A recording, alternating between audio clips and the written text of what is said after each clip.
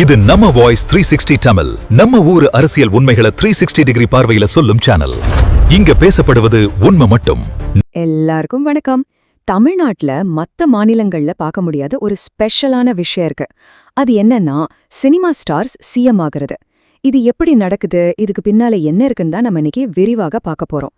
அப்படின்னா சினிமால கிடைக்கிற அந்த பிரம்மாண்டமான புகழ அசைக்க முடியாத அரசியல் சக்தியா மாத்துறதுக்குன்னு ஏதாவது சீக்ரெட் ஃபார்முலா இருக்கா? ஒருத்தர் ஜெயிச்சா அதே வழியை பின்பற்றி இன்னொருத்தராலையும் ஜெயிக்க முடியுமா? வாங்க, இந்த கேள்விக்குள்ளதான் நம்மளோட இன்னைக்கு முழு அலசலும் இருக்க போகுது.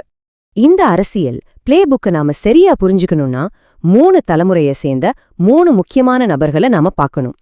முதல்ல எம்ஜிஆர், அடுத்து கேப்டன் விஜயகாந்த், இப்போ தளபதி விஜய். இவங்களோட அரசியல் பயணத்தை ஒப்பிட்டு பார்த்தாதான் அந்த ஃபார்முலா என்னன்னு நமக்கு தெரியும்.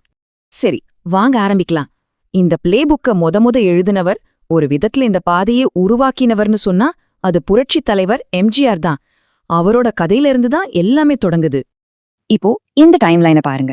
இதுல ரொம்பவே ஆச்சரியமான விஷயம் என்ன தெரியுமா? எம்ஜிஆருக்கு வந்த ஒவ்வொரு சிக்கலையும் ஒவ்வொரு நெருக்கடியையும் அவர் எப்படி தனக்கு சாதகமா மாத்திக்கிட்டாருங்கிறது தான். யோசிச்சு பாருங்க, ஒரு பக்கம் துப்பாக்கி சூடு, இன்னொரு பக்கம் கட்சியிலிருந்து நீக்கம். ஆனா இது ரெண்டையுமே அவரு ஒரு மாபெரும் அரசியல் முதலீடா மாத்திட்டாரு. அப்போ இதிலிருந்து நமக்கு என்ன புரியுது? எம்ஜிஆர் ஒரு ஃபார்முலாவையே உருவாக்கிட்டாரு. இதுதான் அந்த ப்ளூ பிரிண்ட். மக்கள்கிட்ட தன்னை ஒரு மீட்பர் மாதிரி காட்டிக்கிறது, சினிமாவையும் மீடியாவையும் ஒரு ஆயுதமா பயன்படுத்துறது, அப்புறம் தம்மேல வர தாக்குதல்களை தனக்கு சாதகமா அரசியலாக்குறது. இதுதான் அந்த ஃபார்முலாவோட முக்கியமான பகுதிகள். ஆனா ஒரு நிமிஷம், எல்லாமே வெற்றி கதை தான் சொல்லிட முடியாது. இந்த ப்ளூ பிரிண்ட் அவரை முதலமைச்சர் ஆக்கினாலும் ஆட்சிக்கு வந்ததுக்கு அப்புறம் அவர் மேலேயும் கடுமையான விமர்சனங்கள் வந்துச்சு. குறிப்பா நிர்வாக திறமை சரியில்லை, மத்திய அரசு நிதியை வீணடிக்கிறார்னு பெரிய குற்றச்சாட்டுகளை அவர் எதிர்கொண்டார். சரி, எம்ஜிஆர் காலகட்டத்தை பார்த்தாச்சு. இப்போ அடுத்த தலைமுறைக்கு வருவோம். நம்மளோட அடுத்த கேஸ் ஸ்டடி கேப்டன் விஜயகாந்த்.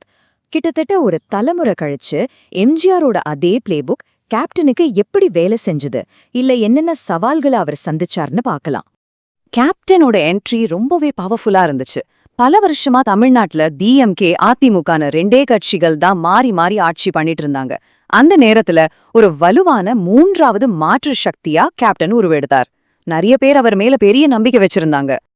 ஆனா இங்கேதான் ஒரு பெரிய வித்தியாசம் வருது. இந்த ஸ்லைட்ல பாருங்க, சவால்கள் 2 பேருக்குமே இருந்துச்சு. ஆனா அதோட ரூபம்தான் வேற.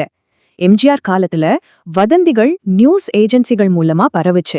ஆனா கேப்டன் காலத்துல 24/7 டிவி சேனல்கள், அப்புறம் சோஷியல் மீடியான்னு களம் மொத்தமா மாறிடுச்சு. அவரை பத்தின வீடியோ கிளிப்ஸை வெட்டி ஒட்டி கேரக்டர் அசாசினேஷன் பண்ற அளவுக்கு டெக்னாலஜி வளர்ந்துருச்சு. அப்போ என்ன ஆச்சு? எம்ஜிஆரோட பிளேபுக் புதிய தடைகளை சந்திச்சுது. ஒன்னு, ஆளுங்கட்சி ரொம்பவே வலுவா இருந்துச்சு. 2வது, அவரோட பேச்சு, உடல் மொழி எல்லாத்தையும் டிவில பயங்கரமா கிண்டல் பண்ணாங்க. 3வது, சோஷியல் மீடியாவை வச்சு அவர் பேரை கெடுக்கிற வேலைகள் நடந்தது. கடைசியா அவரோட உடல்நிலை குறைபாடு கூட ஒரு பெரிய அரசியல் ஆயுதமா அவருக்கு எதிரா பயன்படுத்தப்பட்டுச்சு. இது நம்மள நேரா இப்ப இருக்கிற காலகட்டத்துக்கு கூட்டிட்டு வருது. இப்போ நடிகர் விஜய் அரசியல் களத்துல இறங்கியிருக்கார். அவர் மனசுல என்ன இருக்கு?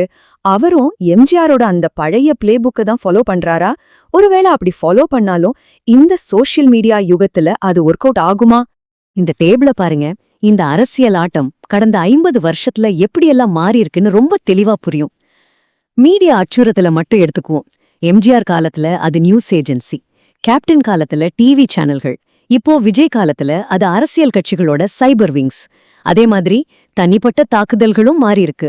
திட்டமிட்ட வதந்திகள்ல ஆரம்பிச்சு இப்போ ஜோசப் விஜய்னு அடையாள அரசியல் வரைக்கும் வந்து நிக்குது. அரசியல் அழுத்தமும் இப்ப தேசிய அளவிலிருந்து வருது.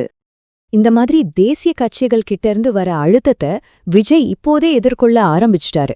அதுக்கு உதாரணம் தான் நாங்க மதவாத சக்திகளோட எப்பவும் கூட்டணி வைக்க மாட்டோம்னு அவர் சொன்னது. இது ஒரு நேரடியான ஸ்டேட்மெண்ட். பாத்தீங்களா, அந்த பேட்டர்ன் திரும்பவும் வருது. அந்த பழைய பிளேபுக்ல சொன்ன மாதிரியே விஜய் மேலேயும் இப்பவே தாக்குதல்கள் ஆரம்பிச்சிடுச்சு. ஆனா இந்த தடவை ஆயுதங்கள் ரொம்பவே மாடர்ன். கோர்ட்ல கேஸ் போடுறது, சோஷியல் மீடியால ஒரு குறிப்பிட்ட கருத்தை திரும்ப திரும்ப பரப்புறதுன்னு புதுவிதமான சவால்களை அவர் சந்திச்சிட்டு இருக்கார். சரி, எம்ஜிஆர், கேப்டன், இப்போ விஜய்னு 3 பேரையும் பார்த்தோம். களம் மாறியிருக்கு, சவால்கள் மாறியிருக்கு, தாக்குற ஆயுதங்கள் மாறியிருக்கு. இவ்ளோ மாற்றங்களுக்கு நடுவுல மாறாம அப்படியே இருக்கிற ஒரு விஷயம் என்ன? அந்த மைய கதை என்னவா இருக்கும்? அதுதான் இந்த தூய சக்தி வர்சஸ் தீய சக்திங்கிற கதை. அதாவது இங்க இருக்கிற சிஸ்டம் ரொம்பவே ஊழல் நிறைஞ்சது. அதை சரி பண்ண ஒரு தூய்மையான நேர்மையான வெளியாள் வராரு. இதுதான் அந்த ஒற்றை வரி கதை. எம்ஜிஆர் இந்த கதைய ரொம்பவே கச்சிதமா மக்கள் மனசுல பதிய வச்சார். கேப்டனும் அதையே முயற்சி பண்ணார். இப்போ விஜயும் அதே ரோல்ல தான் களமிறங்குற மாதிரி தெரியுது. இப்போ நம்ம முன்னாடி இருக்கிற கடைசி மற்றும் முக்கியமான கேள்வி இதுதான். சோஷியல் மீடியா, சைபர் விங்ஸ், அடையாள அரசியல்னு ஆட்டத்தோட விதிகளே மொத்தமா மாறிடுச்சு. இந்த புது ஆட்டத்துல எம்ஜிஆர் எழுதின அந்த பழைய பிளே புக் ஜெயிக்குமா, இல்ல இந்த ஆட்டத்துக்குன்னு ஒரு புது பிளே புக்கை எழுத வேண்டியிருக்குமா? இத பத்தி நீங்க என்ன நினைக்கிறீங்க?